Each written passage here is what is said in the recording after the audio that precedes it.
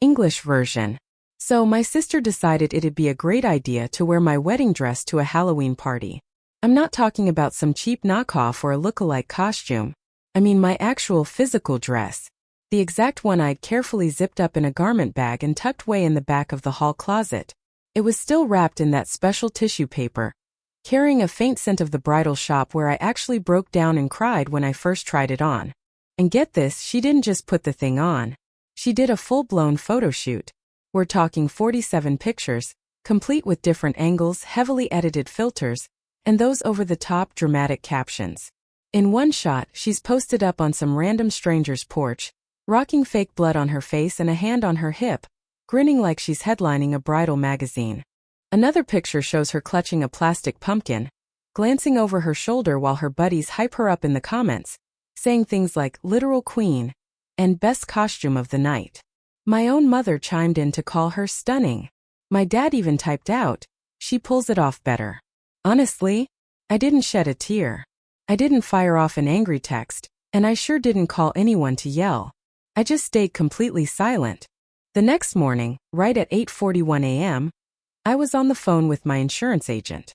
By 8:56, I'd officially filed a claim for damaged and contaminated formal wear, making sure to include the unauthorized use and handling of an insured item. At 9:03 on the dot, my sister's text came through. "Why the hell is there a damage invoice in my name for $4,860? I just stared at my screen, letting my morning coffee get cold. The sun was hitting the kitchen counter, looking all warm and perfectly normal, like it was just a regular Thursday morning instead of the opening shots of a war my family had been asking for over the years. I put my mug down, took a seat at the table and took a deep breath before hitting her back with a simple, "Because you wore my wedding dress to a Halloween party." Her typing bubble popped up right away. "Are you out of your mind? Mom said you wouldn't even care." Reading that line just made me freeze. I wasn't mad and I wasn't even really surprised. I was just dead still. That specific kind of quiet you feel when an ugly truth finally becomes something tangible right in front of you. That single sentence pretty much summed up my entire family. It wasn't just about them being mean. It was the absolute certainty behind it. It was their rock-solid belief that my only purpose was to just take whatever crap they threw my way. Let me introduce myself. I'm Vendy, I'm 32 years old, and I'm engaged to an incredibly patient guy named Bill.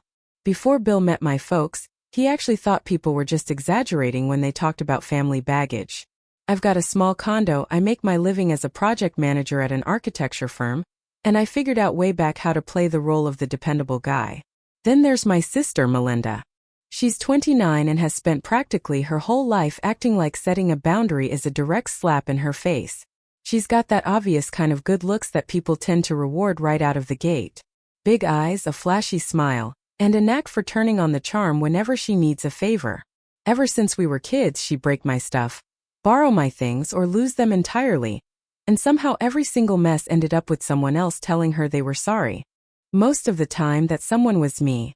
Back in the day, she'd steal my sweaters, stretch the hell out of them, and hand them back reeking of cheap perfume and stale cigarettes.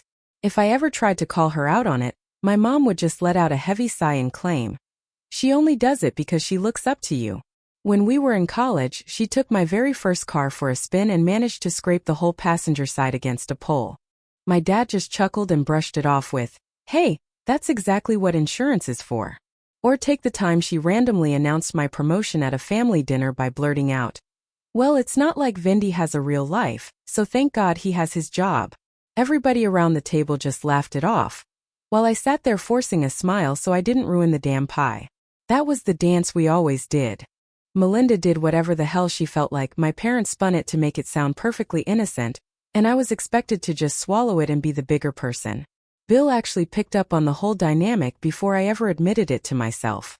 The very first time I brought him over to my parents' place for dinner, Melinda spent 20 solid minutes hitting on him right in my face. And I mean zero subtlety.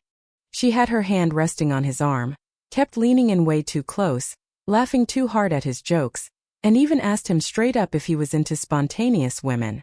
I remember just freezing up, waiting for my folks to intervene. Instead, Mom just smiled and took a sip of her wine, and Dad completely changed the subject to ask Bill about football. During the drive back to our place, Bill steered with one hand and kept his other hand covering mine. He asked real carefully, "Has she always acted like that?" I just said, "Yeah." Then he asked, "And has your family always treated it like it's totally normal?" I stared out the passenger window watching the red brake lights blur in the dark, and told him, "Yeah, that too." He stayed quiet for a beat before saying, "Vendy man, that's not her just messing with you. That's pure hostility, just dressed up to look pretty." I ended up laughing mostly because he had this knack for cutting right through all the bullshit I'd been blinded by for years. Even so, I still wasn't ready to pull the trigger and fix the problem. But then we got engaged. Bill popped the question early in the spring at this little botanical garden where we'd gone for our third date. It was private, totally simple, and honestly perfect. Yeah, I cried. There was this older couple nearby who figured out what was going down and started clapping for us. When we called to tell my parents, my mom shrieked so loud I physically had to hold the phone away from my head. When we broke the news to Melinda, she just stared at my ring and casually dropped, "Wow, I didn't think he was actually gonna pull the trigger." After that, she pasted on a smile and squeezed me way too hard. From that exact second, my wedding turned into a stage, and she couldn't stand not being the star of the show. She wormed her way into every single detail. Suddenly, she was an expert on the venue, the flowers, the damn cake. Even though she wasn't chipping in a single dime, she had plenty to say about our guest list, the color scheme, my shoes, and even how my hair was going to look. When I finally nailed down the dress, she demanded to see the pictures. She took a look and said, "It's gorgeous. Very you." I told her thanks, even though I could already hear the backhanded slap hiding in that compliment.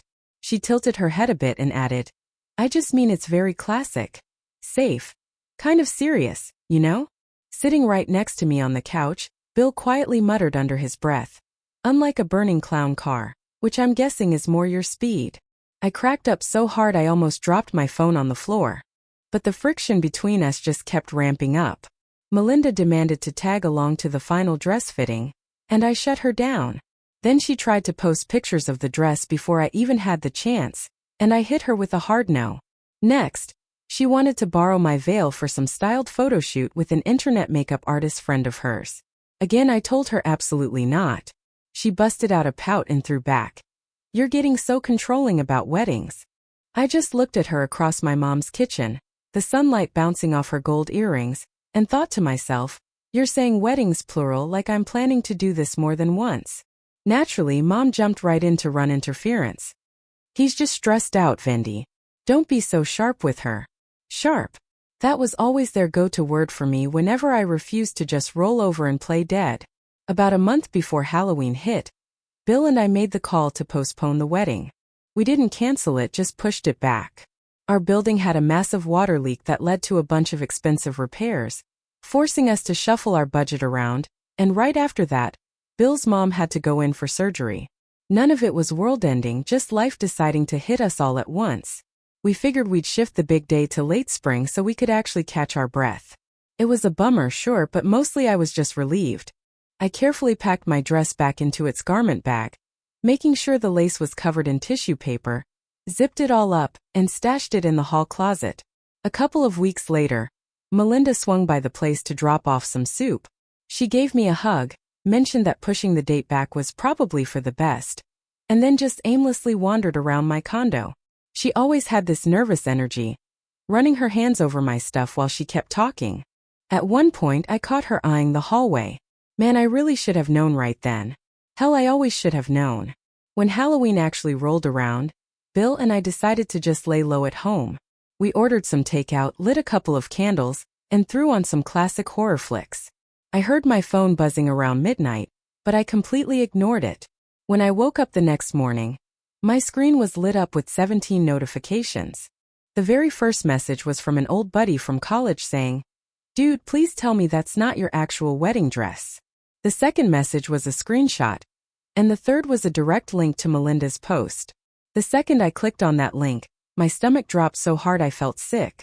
Sure enough, there she was, standing right there in the dress. My dress. The ivory silk was all bunched up and wrinkled around the waistline. The bottom hem was completely trashed and gray from dragging in the dirt. On top of that, somebody had thrown fake blood down the side of it, And looking closely at the photos, I could easily tell the delicate lace around the sleeves was totally stretched out of shape. There were 3 shots of her standing out on the wet leaves. Another one caught her with a red drink sloshing all over her dress. The caption she threw up there said, "Till death do us party," with hashtags for runaway bride and Halloween icon. 47 photos in total. And the comments? They were something else. Her friends were all over it, eating it up. Total strangers were calling it a stroke of genius. Then I saw my own mother's comment. "Stunning." My dad even chimed in, saying she actually wore it better than I did. I just sat there on the edge of my bed, feeling something deep inside me turn to stone. It wasn't that typical heartbreak or even a flash of anger. It was just pure clarity. Bill took one look at me and asked what was wrong, so I just handed him the phone. He scrolled through it without saying a word, though I could see his jaw tightening up. When he got to my dad's comment, he looked up and said, "Tell me what you need." That almost did me in, not because I didn't know what to do, but because for once I actually did. I told him I wasn't going to call them and he said, "Good." I told him I wasn't going to argue and he said, "Even better." I took a long, slow breath and told him I was filing an insurance claim. His face shifted from being pissed off to looking almost proud. He told me that was incredibly sexy, so I went through with it. I spoke to an insurance rep named Trina. She was real calm and asked all the right questions in a steady voice. She asked if the dress was kept at my place, if it was taken without my okay, and if there was any real damage. She wanted receipts, photos, and social media proof. I told her yes to everything. I had it all: the original receipt, the boutique shots, the bill for the alterations, and screenshots of every post and comment. I even had timestamped photos from a friend who grabbed them just in case Melinda tried to delete the evidence. Trina told me they could open a claim for the garment, covering the cleaning, restoration, and a full evaluation for a replacement. She also mentioned that if someone specific used the item without permission, they could send the liability notice right to them. I didn't hesitate. I gave her Melinda Hale's name, and my voice didn't even shake. By 9:03, the first text hit my phone. Melinda wanted to know why she was looking at a damage invoice in her name for $4,860. After I replied, she called me a psycho. She said it was just for one night and that Mom told her I wasn't even using the dress. There it was, that same old story. Mom said. I just put my phone down and headed into work. By noon, my mom had called 6 times and my dad twice. Melinda had tried me 12 times. At 12:17, Mom left a voicemail. She told me I'd gone way too far and that it was just a costume. She claimed Melinda was just trying to cheer everyone up because of the wedding postponement, and that I should actually be flattered. She said Melinda looked beautiful and was now a mess because of the invoice. Her final words were, "Call me back and fix it." It's always fix it with her. Then at 1:05, Dad texted me saying, "Family doesn't do this to family." I actually let out a laugh in my empty office. At 1:11, I shot back a reply. "Family doesn't steal a bride's wedding dress, trash it, and then clap for each other." I flipped my phone over and knocked out my afternoon meetings. That evening, someone started pounding on my front door. Bill was in the kitchen getting some pasta ready. He looked toward the hallway and then back at me, asking if I wanted him to go kick them out. We both knew exactly who was out there. I told him no. I wanted witnesses this time. I opened the door and Melinda was standing there, face all red and furious. Mom was right behind her and Dad was hanging back, looking like a guy who wanted to watch the show without getting his hands dirty. Melinda shoved her phone in my face and told me to withdraw the claim. I didn't budge, I just said, "No." She started calling me insane and bitter. But then she caught herself when she saw Bill standing there. She asked him if he was really going to let me do this.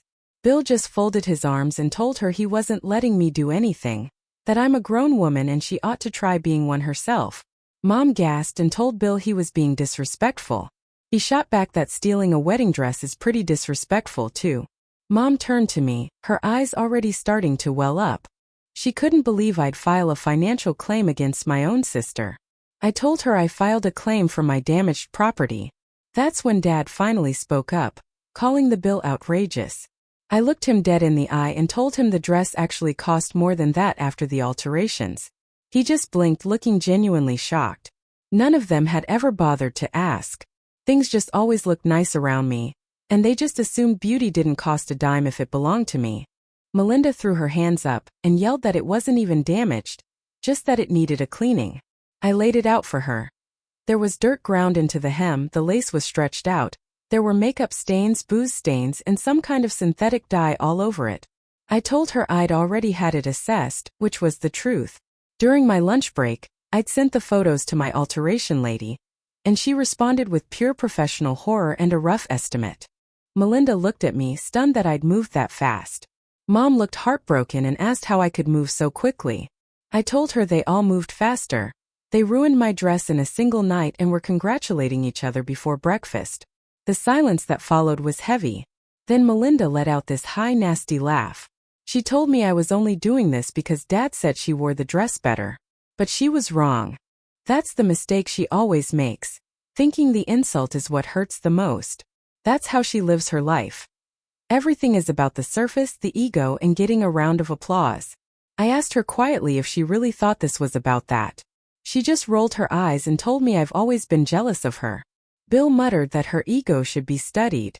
Mom glared at him, but I kept my eyes on Melinda. I told her this was about her walking into my house, taking something she could never replace, trashing it, and then thinking she deserved praise for it. I told her it was about Mom and Dad cheering her on. It was about the three of them deciding once again that I wasn't a person with actual rights, that I was just the one who was supposed to take the hit. Dad scoffed and called me dramatic. I looked at him and reminded him that he told the entire internet his other daughter wore my wedding dress better. He just shrugged it off like it was nothing, saying it was just a joke. I told him it wasn't a joke, it was a confession. For the first time they were all speechless. Melinda was the first to snap out of it. She told me if I wanted money, she'd pay for the cleaning so we could stop pretending I was some kind of victim. I told her the claim was already live. Her face dropped and she told me to cancel it. I said no. Mom stepped in then, dropping the wounded mother act and snapping at me, asking why I was being so cruel. And there it was, the real question that's been at the bottom of every fight we've ever had. Why won't you just lie down and let us walk all over you? I just smiled. I think that creeped her out more than if I'd started screaming. I told them I was done helping them treat me this way. Dad asked what that was supposed to mean. I told him it meant I was documenting every single thing, the claim, the texts, the posts, and the comments. I told them if Melinda pays what the insurance company wants, then fine. If not, I'm coming after the rest privately. And from here on out, none of them are allowed in my house again. Mom looked like she'd been slapped and asked if I was serious. I told her I absolutely was. Melinda crossed her arms and grumbled. Over a dress? I looked at her and said, no, over a lifetime. That finally shut them up. Deep down they knew. Even if they'd never own up to it, they knew exactly what they were doing. They remembered all the borrowed clothes that came back ruined, the constant little digs, and the way they'd pit us against each other. Every big moment of mine was treated like an annoyance or some kind of threat to them. My mom's voice went all soft and smooth again, that manipulative tone she uses to get her way. Honey, she said, families make mistakes. I just nodded and told her that healthy people actually learn from the consequences of those mistakes. Melinda took a step toward me, pointing her finger like she was the victim. If you go through with this, don't you ever expect me to forgive you. I couldn't help it. I actually laughed in her face. I reminded her that she literally wore my wedding dress to a Halloween party. Her face turned bright red. Bill stepped in then, opening the door wider and telling them the conversation was over. My dad gave me a cold stare and told me I was choosing a piece of fabric over my own family. No, I told him. I'm choosing myself over being treated like garbage. Then I shut the door. My hands were shaking after they left, but it wasn't because I was scared. It was the feeling of years of bottled up words finally leaving my system. It was a hell of a weight to drop. Bill pulled me into a hug in our quiet kitchen while the pasta sat there getting cold. He asked if I was doing all right. I nodded, then shook my head, then just laughed at the whole situation. I told him I didn't really know. He looked at me, genuinely offended on my behalf, and reminded me that my sister stole my wedding dress for a costume and my parents trashed me in public for the world to see. He said the fact that I filed a claim instead of torching a car showed I had a lot of restraint. That got me laughing until the tears started coming. The next week was a total mess. Melinda pulled the post down, but I'd already screenshotted and archived every single thing. Mom kept sending these long-winded texts about family unity, while Dad sent shorter, angrier ones about how I was embarrassing the family and making private business public. I even had an aunt I haven't talked to in years call me up to say she was sure both sides had valid feelings. It was so ridiculous I almost hung up right then. But the old family dynamic was finally cracking. A cousin reached out privately to tell me the photos were insane, and that they were proud of me for standing up for myself. Then my grandma called. She doesn't miss a thing. She told me my mother always did confuse me being tolerant with me giving permission. I sat up a little straighter when she said that. She told me Mom had let Melinda turn into a vandal in lipstick, and told me to hold my ground. I loved her so much in a moment. 2 weeks later, the insurance company finished their review. The cost to fix the dress was high, and they sent out a demand for full reimbursement. Melinda lost it. She sent a dozen messages in a row, flipping from being pissed to being terrified. She kept saying she couldn't afford it, and that I was ruining her life over some fabric. She said Mom told her if I loved them I'd stop, and Dad called me vindictive. But then she sent the text that laid it all bare. She told me she'd already maxed out her credit card for the party, and she thought this dress thing was free. That word free stuck in my head like a burr. My dress. My home. My peace of mind. My silence and my forgiveness. She thought it was all free. I didn't even bother replying. I just forwarded that text straight to my claims adjuster. A month later, Melinda folded. She agreed to a payment plan with the insurance company, rather than letting it go to court. To pay for it, she had to sell off her entire collection of designer handbags she'd spent years bragging about online. Mom called that a humiliation. I just called it liquidating assets to pay a debt. My dad stopped talking to me completely after that. Once I refused to meet them halfway, there was no middle left. There's no middle ground between being violated and facing the consequences. Around Christmas, my parents threw a dinner and didn't invite me. For the first time, it didn't hurt.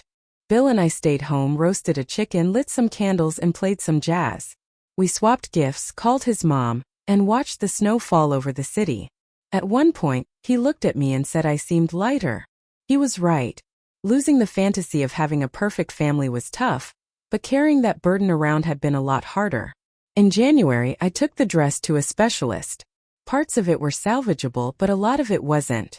The hem had to be totally rebuilt and some of the lace was a goner.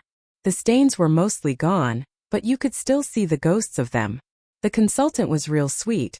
She told me gently that it wouldn't be the same dress anymore. I put my hand on the bag and smiled. I told her that was fine because I wasn't the same bride. By spring, Bill and I got married. It was a smaller wedding than the first plan. Fewer people, less of a show, but a whole lot more peace. I wore the fixed-up dress with new lace on the sleeves and a shorter hem. It was different because of the damage, sure, but it was also different because I chose to fix it. When I looked in the mirror that day, I didn't think about Melinda.